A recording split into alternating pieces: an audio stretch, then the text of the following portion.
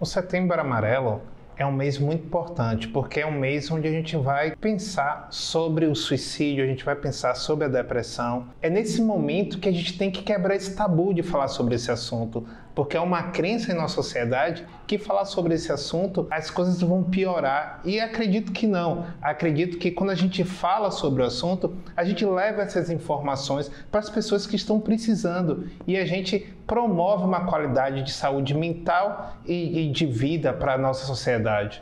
O consultório físico, ele é muito importante porque é um lugar onde a pessoa ela vai estar dentro do seu próprio íntimo para trazer as questões que te afligem, os conflitos emocionais, os conflitos existenciais. E não poderia ser diferente, porque às vezes em casa é onde esses conflitos iniciam. A pessoa se deslocar para um espaço diferente, onde ela pode se sentir acolhida e segura, eu acho fundamental no processo de tratamento sobre essas questões.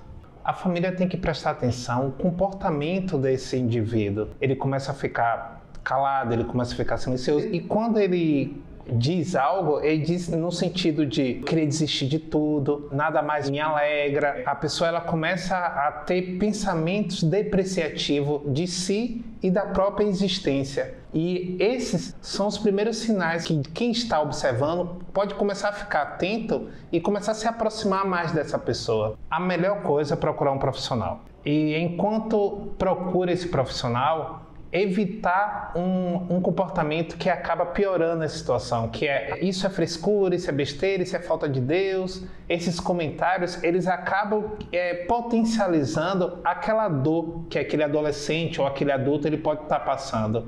Todas as idades elas passam por essas questões. Porém, a gente tem uma margem, assim, por exemplo, o homem é um sexo que ele é mais perigoso, porque a mulher, às vezes, ela tem ideação suicida, mas não evolui para cometer o suicídio, para a tentativa do suicídio.